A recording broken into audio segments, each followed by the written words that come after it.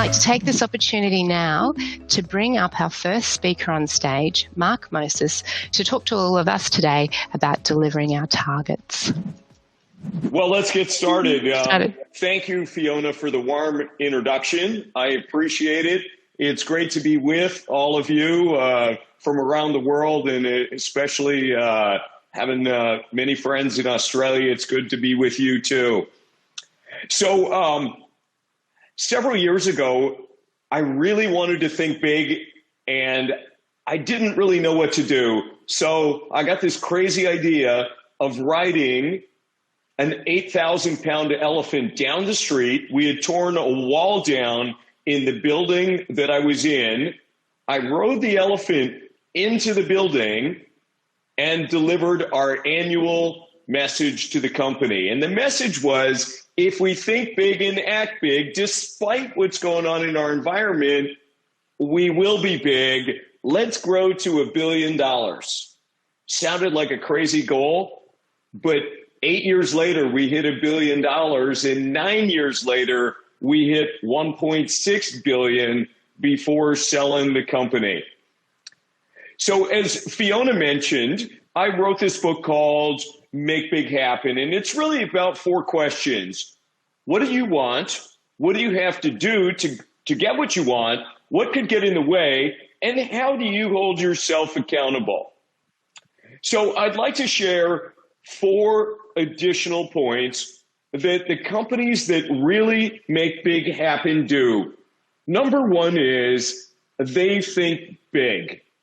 And I mean really big. For example, Fiona just brought up the young guys from TaskUs. I met these guys 6 years ago when they were $5 million in revenue. 4 years later, we were $250 million in revenue and sold the business to Blackstone for over $500 million. And there's a little press release put out by Blackstone. Grasshopper was another client of mine. They were also young guys. I started working with them when they were 27. We sold the business 6 years later when the founders were 33 years old for $172 million to Citrix. These guys were also thinking big in terms of they wanted to capture 1 million customers. And by the time we got to 100,000 is when we sold. This guy owns. We met way back when. He had about 100 of them.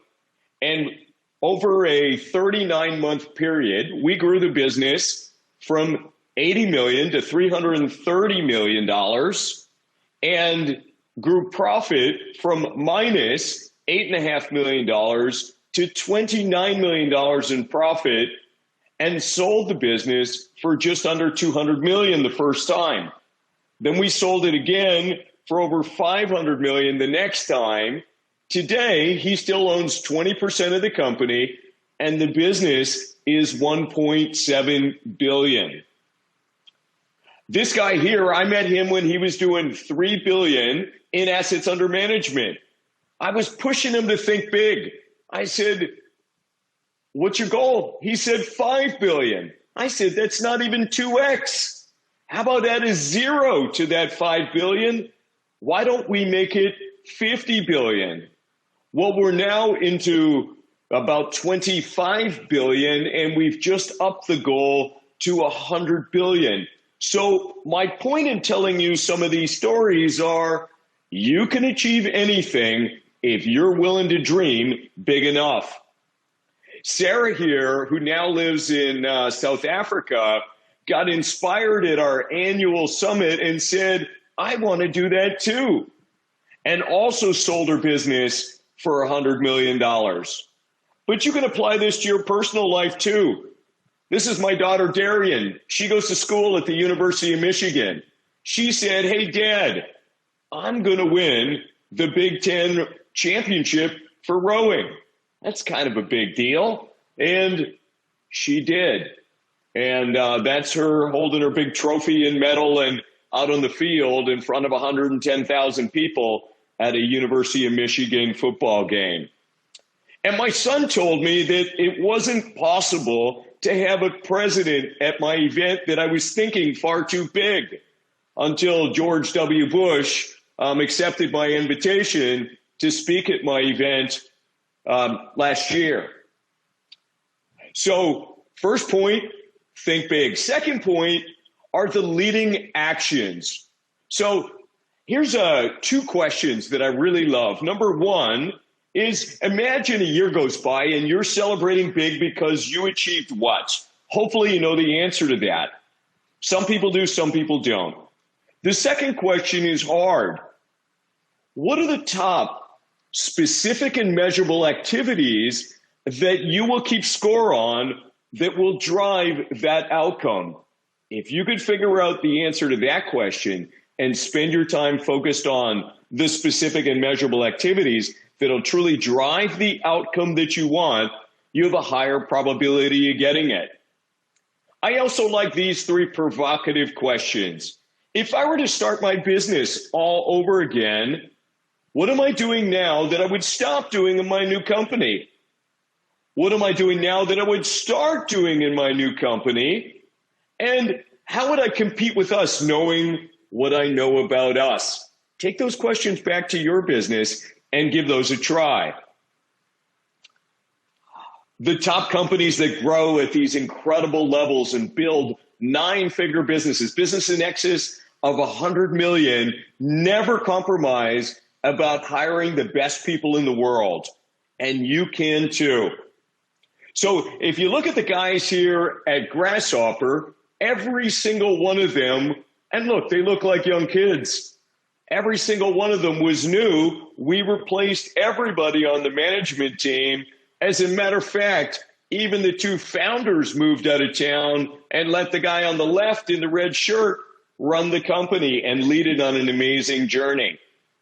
Here are the TaskUs guys, not only winning the Entrepreneur of the Year, but also last year went on to win the Entrepreneur of the Year for the entire United States.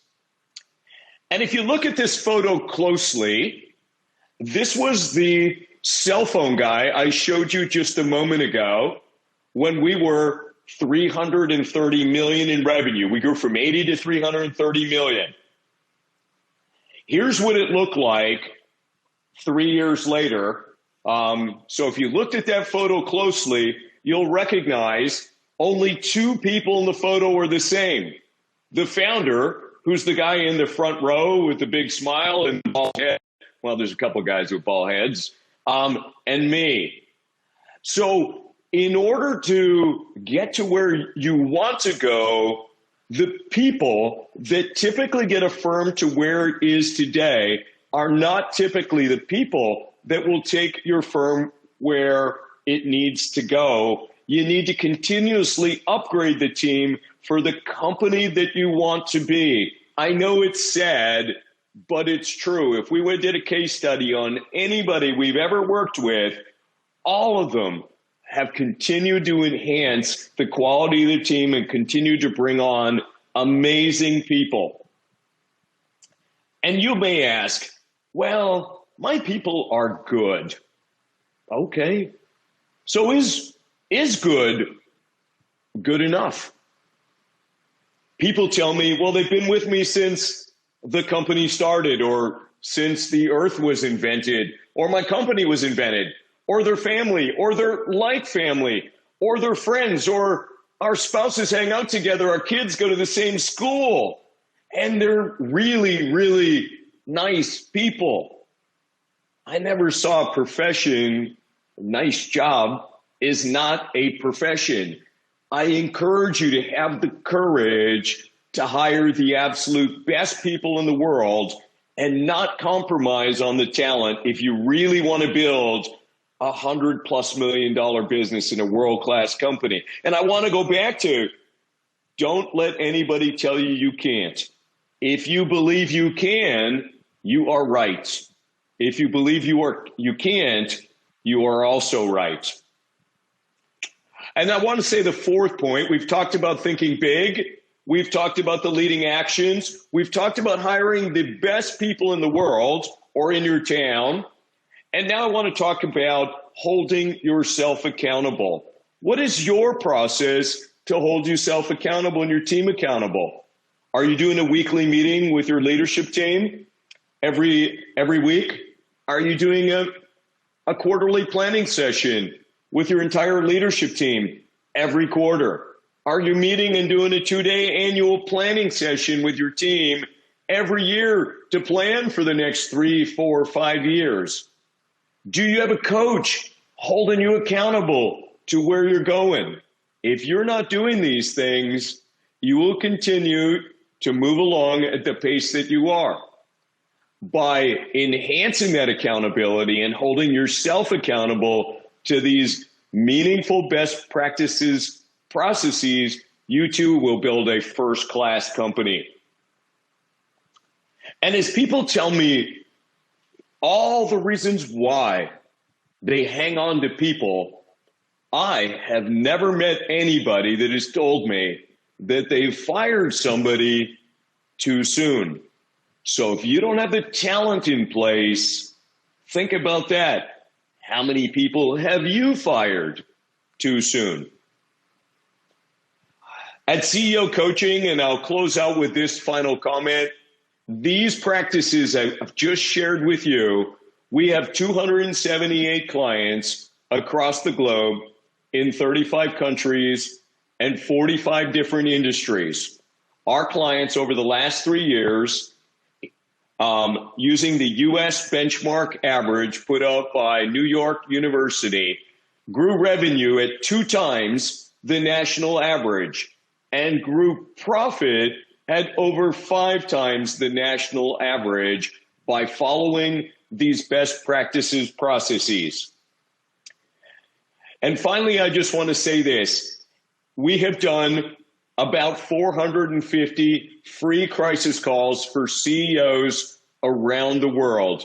If you don't have a coach and you need somebody to talk to, and you're the CEO of a business that's doing 5 million or more in revenue and want to talk with us, we would be happy to do a free coaching call with you as our way of giving back during this coronavirus crisis.